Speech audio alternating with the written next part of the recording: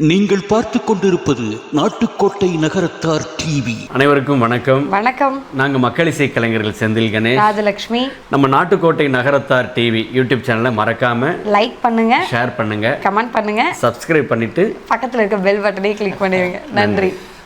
சென்னையில் வைர நகைகள் வாங்க R Arunachalam, A Ramnath, smart diamonds, traditionally modern jewellery, T Nagar, Chennai. விநாயகப் பெருமான் அவருடைய சிறப்புகளிலே உச்சம் தொட்டது எது தெரியுமா? உச்சம் தொட்ட ஒரு சிறப்பு நமக்கெல்லாம் திருமுறை தமிழை அடையாளம் காட்டினார். 12 திருமுறைகளை இந்த உலகிற்கு அடையாளம் காட்டியவர் விநாயகப் பெருமான். எப்படின்னு சொல்கிறேன்.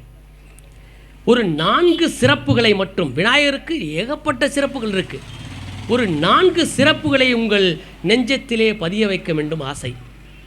1, நகரத்தார் பெருமக்கள் திருக்கார்த்திகை நாளிலிருந்து 21ஆம் நாள் சதய நட்சத்திரமும் சஷ்டியும், சதய நட்சத்திரமும் சஷ்டியும் இணைகின்ற நாளிலே பிள்ளையார் நோன்பு அனுசரிப்பார்கள் இல்லையா? ஏனென்றால் பட்டினத்தார் இருந்தார்ல, பட்டினத்தாருக்கு 5 வயது சிறு பாலனாக இருக்கும் பொழுது திருவடைமருதூர் சிவபெருமான் வந்து அடியார் வேடத்தில் வர்றார். அடியார் வேடத்திலே வந்து 5 வயது சிறுவனிடம் ஒரு சம்படத்தை கொடுக்குறார். சம்படம்னா தெரியும், ஒரு சட்டி. அந்த சம்படத்திற்குள்ளே மரகத விநாயகரையும் சிவலிங்கத்தையும் வைத்து பட்டினத்தாரிடம் கொடுத்து, இந்த மரகத விநாயகரை நீ வழிபட்டு வா. எப்போ? 5 வயசில் அவர் வாங்குறார். வாங்கின உடனே சிவபெருமான் சொல்கிறார், தக்க நேரத்திலே யாம் வந்து உம்மை தடுத்தாட்கொள்வோம். சரியா? பட்டினத்தார் வழிபட்ட மரகத விநாயகரை, பட்டினத்தார் நகரத்தார் அது எல்லாருக்கும் தெரியும். பட்டினத்தார் வழிபட்ட மரகத விநாயகர் தான் நாம் பிள்ளையார் நோன்பு அப்போ மரகத விநாயகரை வழிபட்டு வருகிறோம். அவர் வழி தொட்டு வந்த நாம், அவருடைய வழிமுறையிலே வந்த நாம் வழிபடுவது பிள்ளையார் நோன்பு, அந்த மரகத விநாயகரை. 2வது சிறப்பு, ஒரு பெரிய கட்டடம். அந்த தொழிலாளி, கட்டிட தொழிலாளி என்ன செய்கிறார்? அந்த கட்டடத்துக்கு முன்னால் ஒரு மஞ்சளில் ஒரு பிள்ளையார் பிடித்து வைப்பார். பார்த்துருப்பீங்க. சின்ன கட்டிடமாக இருந்தாலும், ஒரு சின்ன வீடு கட்ட போகிறோம், ஒரு கொத்தனாரை கூப்பிடுங்களேன், அவர் என்ன செய்வார்? பூமி பூஜை போடுறதுக்கு முன்னால் மஞ்சளில் பிள்ளையார் பிடிப்பார் இல்லையா? ஏன் பிடிக்கிறார்? ஏன் தெரியுமா? மஞ்சளில் பிள்ளையார் பிடித்து வைத்த உடனே அவர் வேண்டுவது என்ன தெரியுமா? விநாயகப் பெருமானே, உம்மை சாட்சியாக வைத்து இந்த பணியை நான் தொடங்குகின்றேன். தக்க நேரத்திலே வந்து நீ தடுத்தாட்கொள்ள வேண்டும். நல்லா மனதிலே ஆழமாக பதிய வைத்து கொள்ளுங்கள். விநாயகப் பெருமானையும் சிவபெருமானையும் சாட்சியாக வைத்து நீங்கள் எந்த பணியை செய்தாலும் தக்க நேரத்திலே வந்து தடுத்தாட்கொள்வார்கள். அதனால தான் நாம் எந்த பணியை தொடங்கினாலும் பிள்ளையாரை சாட்சியாக வைத்து தொடங்குகின்றோம். நீங்கள் ஒன்றும் இல்லைங்க, ஒரு எந்த பொருளையும் நீங்கள் மஞ்சளும் குங்குமம் வைத்து இது பிள்ளையார்னு வணங்கினால் அவர் பிள்ளையாரால் நமக்கு அருள் புரிவார். வேறு எந்த கடவுளும் அப்படி கிடையாது. மிகவும் எளிமையானவர். 2வது சிறப்பு. 3வது சிறப்பு, திருவலஞ்சுழி. தஞ்சாவூர் மாவட்டத்திலே திருவலஞ்சுழி என்ற இடத்தில் சிவபெருமானே விநாயகப் பெருமானை பிரதிஷ்டை செய்திருக்கிறார். தஞ்சாவூர் மாவட்டத்திலே கும்போணத்து பக்கத்தில் இருக்குது. நீங்கள் போனால் பாருங்கள், அந்த விநாயகரை பிரதிஷ்டை செய்தவர் சிவபெருமான். அடியார் வேடத்திலே வந்து பிரதிஷ்டை செய்திருக்கிறார். அந்த விநாயகரை வழிபட்டால் திருமணம் ஆகாத குழந்தைகளுக்கு உடனே திருமணம் நடக்கும். அந்த கோயிலுக்கு போயிட்டு வந்தீங்கன்னா பொண்ணு பார்க்க வந்துடுவா, நாங்கள் வர்றோம், எவ்வளோ கொடுக்குறிய, எவ்வளோ வாங்கிக்கிறிய, முடிஞ்சு வச்சு. 4வது சிறப்பு, கோவை மாவட்டத்திலே புளியகுளம் என்ற ஒரு இடம் இருக்கிறது. புளியகுளம், அந்த இடத்தில் ஆசியாவிலேயே மிகப்பெரிய விநாயகர் இருக்கிறார். 190 டன் பெரிது, அளவில் 190 டன் எடையுள்ள மிகப்பெரிய விநாயகர் பிரதிஷ்டை செய்யப்பட்டுள்ளது. கோவை மாவட்டத்திற்கு சென்றால் பாருங்கள். 4 சிறப்புகளை சொன்னேன். சரி, இப்போ விநாயகர், அப்படி சிறப்புள்ள விநாயகர் உருவத்தை பாருங்களேன். 3 பகுதிகளை மட்டும் எடுத்துக்கொள்ளுங்கள். விநாயகர் உருவத்தில் 3 பகுதிகள் என்ன? ஒன்று மூஞ்சூர் வாகனம், மூஷிக வாகனம். உருவம் யானை உருவம், யானை முகன். ஒன்று மூஷிக வாகனம், மற்றொன்று யானை முகம், மூணாவது அருகம்புல். எவ்வளவு வித்தியாசம் பாருங்களேன். யானை உருவம் மூஷிக வாகனத்தை ஏற்றுக்கொண்டார். ஏன் மூஷிக வாகனம்? எவ்வளவோ வாகனங்கள் இருக்குல்லவா, ஏன் மூஷிக வாகனத்தை ஏற்றார்? கயமுகன் என்ற ஒரு அரக்கன் இருந்தான். கயமுகன் என்ற ஒரு அரக்கன், அவன் சிவபெருமானிடம் ஒரு வரம் பெற்றிருந்தான். சிவபெருமானிடம் ஒரு வரம்.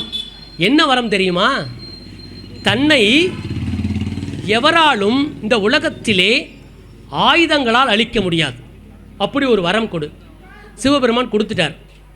நான் அது எப்போவும் சொல்லுவேன், சிவன் கோயிலுக்கு போனீங்கன்னா சிவபெருமான்கிட்ட நீங்கள் என்ன வரம் கேட்டாலும் கொடுத்துருவார். ஆமாங்க, நீங்கள் என்ன கேட்டாலும் கொடுத்துருவாருங்க. சிவபெருமான்கிட்ட நீங்கள் கேளு. ஆனால் நம்ம கேட்குறோமா அப்படிங்கிறது தான் கேள்வி. ஆனால் இப்போ அண்ணன் சொல்கிற அருணாள் அண்ணே, நான் போனேன் கேட்டனே எனக்கு கொடுக்கலையே, என்ன செய்ய? நானும் இப்போ சனி பிரதோஷம் வந்தது இல்லையா, போன சனிக்கிழமை. அடுத்த சனி பிரதோஷம் எப்போ? 21ஆம் தேதி. இந்த வருஷம் 5 சனி பிரதோஷம் இருக்குது. சனி மகா பிரதோஷத்திலே சிவபெருமானை வழிபடுது அவ்வளவு புண்ணியம். நான் சொன்னேன், இப்போ சிவபெருமான்கிட்ட எந்த வரம் கேட்டாலும் கொடுத்து விடுவார்னே இல்லையா. நான் போயிருந்தேன் காசி விஸ்வநாதர் கோயிலுக்கு, போய் கேட்டேன், எனக்கு வரம் கொடுக்கலை. ஏன் தெரியுமா? வரம் கேட்கக்கூடிய நிலைமைக்கு நாம் இன்னும் வரவில்லை. வரம் கேட்டால் கொடுத்துருவாருங்க, சிவபெருமான் வரம் கேட்டால் கொடுத்துருவார். ஆனால் அந்த வரம் கேட்கக்கூடிய நிலைக்கு நாம் வந்தோமா?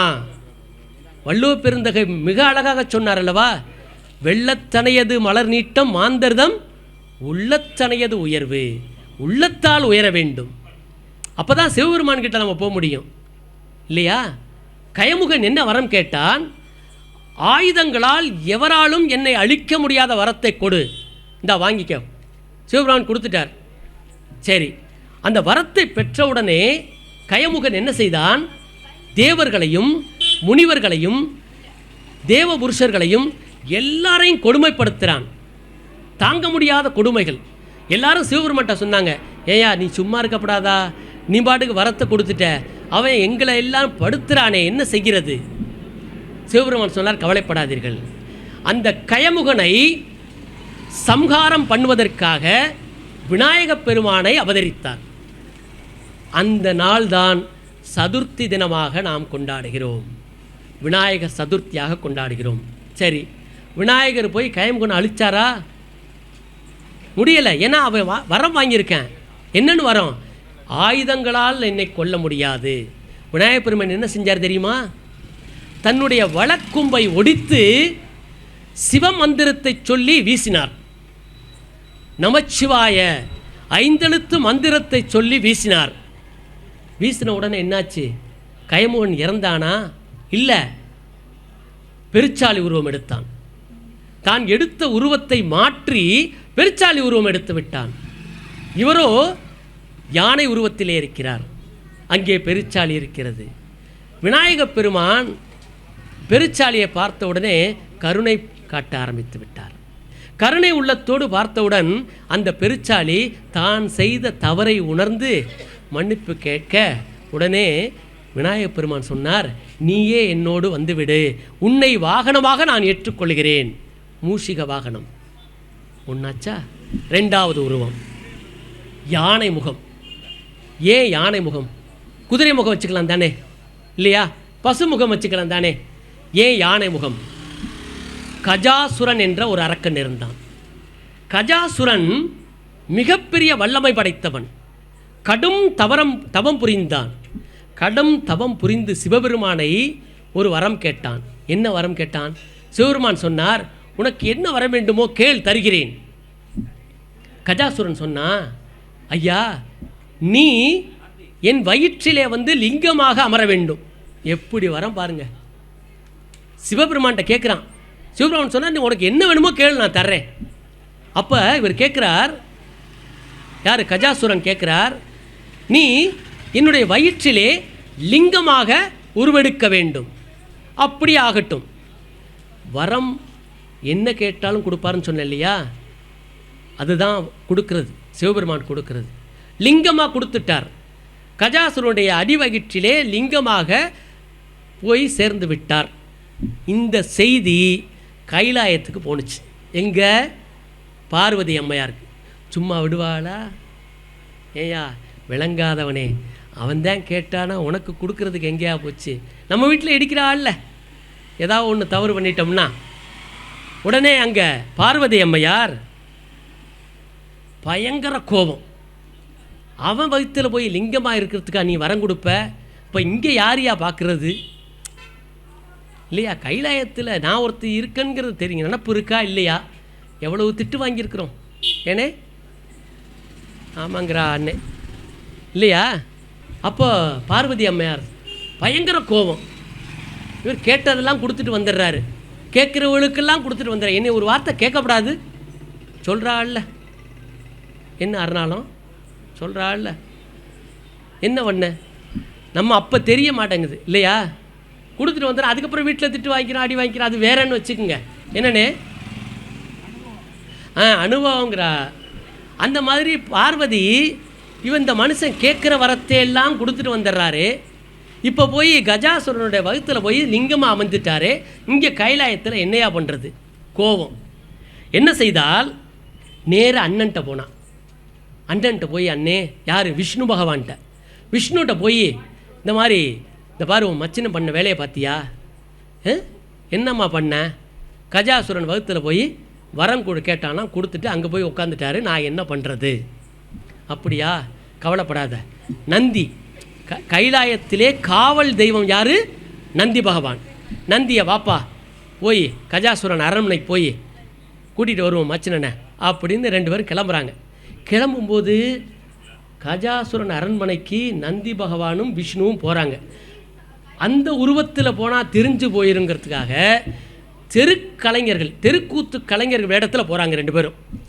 போன உடனே அந்த நந்தி பகவான் என்ன பண்ணுறார்? நடனம் ஆடுறார்.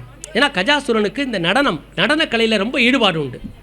நந்தி பகவான் நடனம் ஆடின உடனே கஜாசுரன் பார்த்து ரொம்ப மகிழ்ந்து போய், அப்பா நீங்கள் கலைஞர்களாக இருக்கீங்க, உங்களுக்கு என்ன வேணும் சொல்லுங்கள், தர்றேன். நீங்கள் என்ன வேணாலும் கேளுங்க, தர்றேன். இது தாண்டா சமயம்ட்டு நந்தி என்ன கேட்குறார்? உன் வகுத்தில் வச்சிருக்கிய லிங்கம், அதை விடுவி. அப்படி ஆகட்டும். வரம் மட்டும் கேட்டதை கொடுத்துருவாங்க. இப்போது வரம் கேட்பதை கொடுக்கப்படும். சாபம், வரத்துக்கும் சாபத்துக்கும் என்ன வித்தியாசம்? கேட்டு பெறுவது வரம், கேட்காமல் வருவது சாபம். சரியா? இந்த நந்தி பகவான் கேட்டார், நீ வகுத்தில் வச்சிருக்கிய லிங்கம், அதை விடுவிச்சிரியா? அப்படியே ஆகட்டும். லிங்கம் வெளியில் வந்துருச்சு. சிவபெருமான் வெளியில் வந்துட்டார். இப்போ அந்த கஜாசுரன் கேட்டான் அந்த சிவபெருமான்கிட்ட, ஐயா நான் உன்னை விடுவிச்சிட்டேன், எனக்கு நீ ஒரு உதவி செய்யணும். என்ன? இந்த பூ உலகிலே இந்த மனித குலம் என்னை மறவாமல் இருப்பதாக நீ ஒரு வரம் தர வேண்டும். இவன் சிவபெருமான்கிட்ட கேட்குறான். அதே மாதிரி ஆகட்டும் அப்படின்னு சொல்லிட்டு வந்துடுறார். இப்போ சிவபெருமான் விடுவிக்கப்பட்டார். சிவபெருமான், நந்தி, விஷ்ணு பகவான் 3 பேரும் கைலாய நோக்கி வர்றாங்க. இந்த ஒரு காட்சி அப்படி வச்சுக்குங்க. இங்கே கைலாயத்தில் அம்மையார் பயங்கர கோபத்தில் இருக்காங்க இல்லையா? கைலாயத்திலே பார்வதி அம்மையார் குளிக்க செய்கிறார். குளிக்கிறதுக்கு போகிறாங்க. குளிக்க செல்லும் பொழுது, நீராட செல்லும் பொழுது காவல் தெய்வம் இல்லை. யார்? நந்தி பகவான் அங்கே போயிட்டாரே, காவல் தெய்வம் இல்லை. என்ன செய்ய? யாரை காவலுக்கு வைக்கிறது? யாருமே இல்லை. பார்வதி என்ன பண்ணா, மஞ்சளை பிடித்து ஒரு மனித உருவமாக்கி அதுக்கு ஒரு பெயர் சூட்டினாள். என்ன பெயர்? விநாயகர்னு பெயர் சூட்டினார். விநாயகர்னு பெயர் சூட்டி, எப்பா நீ பாலகன் சிறுவனாக உருவெடுத்து நீ இங்கே காவலுக்கு இரு, யார் வந்தாலும் உள்ளே விடாத, நான் குளிக்க போகிறேன். அப்படியே ஆகட்டும்ட்டான் அந்த பையன். காவலுக்கு இருக்கேன். இந்த விநாயகர் யார்? இந்த கைலாயத்துக்கு வர்றாங்கல்ல, சிவபெருமான், நந்தி, விஷ்ணு 3 பேரும் வந்துக்கிட்டு இருக்காங்க. வந்து இந்த கைலாயத்துக்குள்ளே நுழைய வந்தாங்களா, அப்போது இந்த பாலகன் தடுத்து நிறுத்துகிறான். யாரை? சிவபெருமானை. உள்ள அனுமதி இல்லை ஐயா. சிவபெருமானுக்கு கோபம் வந்துருச்சு. ஏயா, நான் சிவபெருமான் வந்திருக்கேன் ஐயா, நீ யாரா வேணாலும் இருந்துக்கிட்டு போ, எனக்கு கட்டளை யாரையும் உள்ளே விடப்படாது, நீ வெளியில் நெல்லு. அம்மையார் குளிக்கிறாங்க. நந்தி சொன்னார், எப்பா முதலாளி வந்திருக்காரப்பா. வந்திருக்கிறது முதலாளி, நம்ம என்ன பண்ணுவோம்? முதலாளி வந்த உடனே ஐயா முதல்ல வாங்க வாங்க உள்ளே போங்க அப்படி சொல்லுவோம்ல. பாலகன் என்ன செஞ்சேன், நீ முதலாளியாக இரு, தொழிலாளியாக இரு, யாராக வேணாலும் இருந்துட்டு போ, எனக்கு அம்மையார் வந்து சொன்னாதான் நான் உள்ளே விடுவேன். சிவபெருமான் சொல்லி பார்த்தார், கேட்குற மாதிரி இல்லை. கோபம் வந்துருச்சு. சிவபெருமானுக்கு கோபம் வந்து விட்டது. என்ன செஞ்சார்? திரிசூலத்தை எடுத்தார். எடுத்து அந்த பையனுடைய கழுத்தை ஒரே வெட்டி வீழ்த்து விட்டார். பையனுடைய கழுத்து துண்டாகி கீழே விழுந்து விட்டது. அம்மையார் உள்ளே குளித்தவர் குளித்து விட்டு வந்தார். நீராடி விட்டு வந்தால் இங்கே ஒரு பெரிய ரணகலம் நடந்திருக்குது கைலாய வாயில்ல. என்ன செய்ய? அம்மையார் சும்மா விடுவாங்களா? ஒரே சண்டை. யாருக்கு? பார்வதிக்கும் சிவபெருமானுக்கும். நந்தி பகவான் பேச கையை கட்டிக்கி நிற்கிறார். இப்போது அம்மையார் என்ன செஞ்சார்? பிரம்மதேவனை கூப்பிட்டார். பிரம்மதேவனை கூப்பிட்டு, ஐயா நீ ஒரு நீதியை சொல், நான் குளிக்கச் சென்ற பொழுது இந்த பாலகனை எப்படி சிவபெருமான் கழுத்தை துண்டிப்பார்? அவருக்கு என்ன அதிகாரம் இருக்கிறது? கேட்குறது யாரு? அம்மையார். என்ன பண்ணுறது? சிவபெருமான் கேட்டார் பிரம்மதேவன்கிட்ட, நான் என்னையா செய்யணும்? இப்போது பஞ்சாயத்து, நான் என்ன செய்யணும்? அப்படியே பாருங்கள், பூலோகத்துக்கு வாங்களே, நம்ம வீடுகளில் நடக்கக்கூடிய அதே நிகழ்வு தான் அங்கே. இப்போ அங்கே மட்டும் சும்மா சாதாரணமாக இல்லையா? அது நடக்குதா இல்லையானே? அதே தான் அங்கே. பிரம்மதேவன் கேட்குறார், சரி இப்போ என்ன, இப்போ சண்டை போடாதீங்க 2 பேரும், நம்ம சொல்கிறோம்ல, அப்பா சண்டை போடாதீங்க விடுங்கப்பா. பார்வதி அம்மாட்ட கேட்குறா, அம்மா உனக்கு என்னம்மா வேணும்? இப்போ பார்வதி 2 வரம் கேட்டாள். என்ன தெரியுமா? இந்த பாலகனை உயிர்ப்பிக்க வேண்டும் 1. 2வது, இந்த பாலகனை உலகம் முழுக்க முழு முதற் கடவுளாக எல்லோரும் வணங்க வேண்டும். இது 2ஐயும் அவரை செய்ய சொல்லு, வீட்டுக்குள்ளே வர சொல்லு, இல்லைன்னா திரும்பி போச்சொல். என்னையா அநியாயமாக இருக்குது? சிவபெருமான் சொன்னார், அப்படியே ஆகட்டும். சிவகணங்களை எல்லாம் கூப்பிட்டார். இங்கே வாங்கப்பா, வந்து என்ன உயிர்ப்பிக்கணும். உயிர்ப்பிக்கணும்னா என்ன வேணும்? தலை வேணுமே, தலையை துண்டாக்கியாச்சே, என்ன செய்கிறது? சரி, இந்த சிவகணங்களை எல்லாம் சொன்னார், போங்க வடக்கு திசை நோக்கி போங்கள். என்ன சொன்னார்? நல்லா கவனிங்க. வடக்கு திசை நோக்கி செல்லுங்கள். வடக்கு திசையிலே யார் ஒருவர் தலை வைத்து படுத்திருக்கிறார்களோ, உங்கள் கண்களுக்கு யார் முதலில் தென்படுகிறாரோ அவருடைய தலையை கொய்து எடுத்து வாருங்கள். இப்போ இந்த இடத்துல ஒரு செய்தியை மனதிலே பதிய வைக்கிறேன்.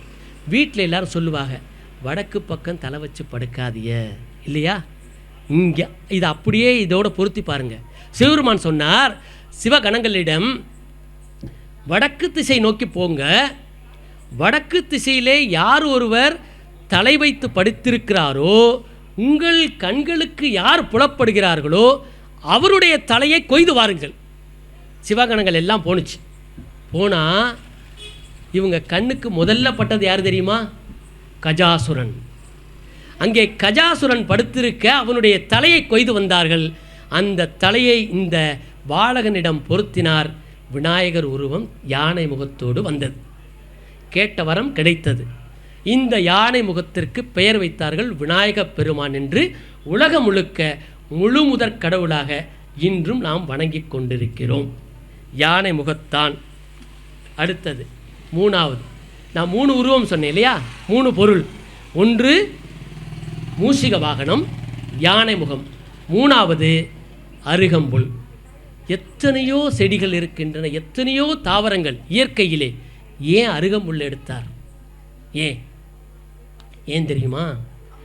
அனலாசுரன் என்ற ஒரு அரக்கன், அனலாசுரன். அந்த அனலாசுரன் சாபம் பெற்றான். நான் முதல்ல சொன்னேன் இல்லையா, சாபம் கேட்காமல் வருவது, வரம் கேட்டு பெறுவது. வரம் நல்ல செயலுக்காக கொடுக்கப்படுவது, சாபம் தீய செயலுக்காக வழங்கப்படுவது. ஒருத்தனை சபிக்கிறோம் இல்லையா, என்னன்னு சொல்லி சபிக்கிறோம்? கோயில் திருச்சபை என்றதெல்லாம் நான் அதை சொல்ல விரும்பலை இல்லையா. சபிப்பது வேறு, கொடுப்பது வேறு. கொடுப்பது வரம், சபிப்பது சாபம். இந்த அனலாசுரன் சாபம் பெற்றான். சாபம் பெற்றதனுடைய விளைவு என்ன செய்தான் தெரியுமா? தேவர்களையும் முனிவர்களையும் அனலை கக்கி, எப்போ நெருப்பை கக்கி அத்தனை பேரையும் துன்புறுத்தினான். தாங்க முடியல எல்லாருக்கும். நேர எல்லாரும் என்ன செஞ்சாங்க?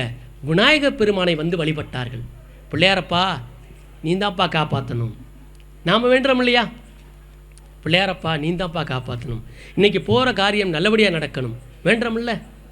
அதே மாதிரி அங்கே அவ்வளோ பெரிய கொடுமைக்கு விநாயகரை வந்து வழிபட்டார்கள். விநாயகப் பெருமான் சொன்னார், கவலைப்படாதீங்க, நான் இருக்கேன். நேர போனார், அந்த அனலாசுரனை அப்படியே பிடித்து